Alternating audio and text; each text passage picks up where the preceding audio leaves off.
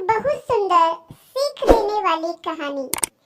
बनारस में एक चर्चित दुकान पर लस्सी का ऑर्डर देकर हम सब दोस्त यार आराम से बैठकर एक दूसरे की खिंचाई और हंसी मजाक में लगे ही थे कि एक लगभग 70 से 75 साल की बुजुर्ग स्त्री पैसे मांगते हुए मेरे सामने हाथ फैलाकर खड़ी हो गई। उनकी कमर झुकी हुई थी, चेहरे की झुर्रियों में भूख तैर रही थी, नेत्र भीतर को धंसे हुए किंतु सजल थे। उनको देखकर मन में न जाने क्या आया कि मैंने जेब में सिक्के निकालने के लिए डाला हुआ हाथ वापस खींचते हुए उनसे पूछ लिया, दादी लस्सी पियोगी? मेरी इस बात पर दादी कम अचंभित हुई, लेकिन मेरे मित्र अधिक, क्योंकि अगर मैं उनको पैसे देता तो बस 5 या 10 रुपए ही देता, लेकिन लस्सी तो 25 रुपए की एक है। इसलिए लस्सी पिलाने से मेरे गरीब हो जाने की और उस बूढ़ी दादी के द्वारा मुझे ठग कर अमीर हो जाने की संभावना बहुत अधिक बढ़ गई थी ना। दादी ने सकुचाते हुए हामी भरी और अपने पास जो मांग कर जमा किए हुए 6-7 रुपए थे वो अपने कांपते हाथों से मेरी ओर बढ़ाए। मुझे कुछ समझ नहीं आया तो मैंने उनसे पूछा, ये किस लिए?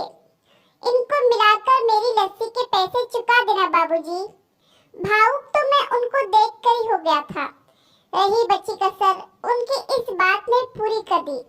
एकाएक मेरी आंखें छलछलाई और भरभराए हुए गले से मैंने दुकान वाले से एक लस्सी बढ़ाने को कहा। उन्होंने अपने पैसे वापस मुट्ठी में बंद कर लिए और पास ही जमीन पर बैठ गई। अब मुझे अपनी लाचारी का अनुभव हुआ, क्योंकि मैं वहां पर मौजूद दुकानदार, अपने दोस्तों और कई अन्य ग्राहकों की वजह से उनको कुर्सी पर बैठने के लिए नहीं कह सका। डर था कि कहीं कोई टोक न दे, कहीं किसी को एक भीख मांगने वाली बूढ़ी महिला के उनके बराबर में बिठाए जाने पर आपत्ति न हो जाए। लेकिन वो कुर्सी जिस पर मैं बैठा था मुझे काट रही थी। लस्सी कुल्हड़ों में भरकर हम सब मित्रों की ओर और बूढ़ी दादी के हाथों में आते ही मैं अपना कुल्हड़ पकड़कर दादी के पास ही जमीन पर बैठ गया, क्योंकि ऐसा करने के लिए तो मैं स्वतंत्र था। इससे किसी को भी आपत्ति नहीं हो सकती थी। हाँ, मेरे दोस्तों ने मुझे एक पल को घूरा, लेकिन वो कुछ कहते उससे पहले ही दुकान के मालिक ने आगे बढ़कर दादी को उठाकर कुर्सी पर बिठा दिया और मेरी ओर मुस्कुराते हुए हाथ जोड़कर कहा, ऊपर बैठ जाइए साहब। मेरे यहाँ ग्राहक तो बहुत आते हैं, किंतु इंसान कभी कभार ही आते हैं। अब सबके हाथों में लस्सी के कुल्हड़ और होठों पर सहज मुस्कुराहट थी। बस एक वो दादी ही थी जिनकी आंखों में तृप्ति के आंसू, होठों पर मलाई के कुछ अंश और दिल में सैकड़ों दुआएं थी।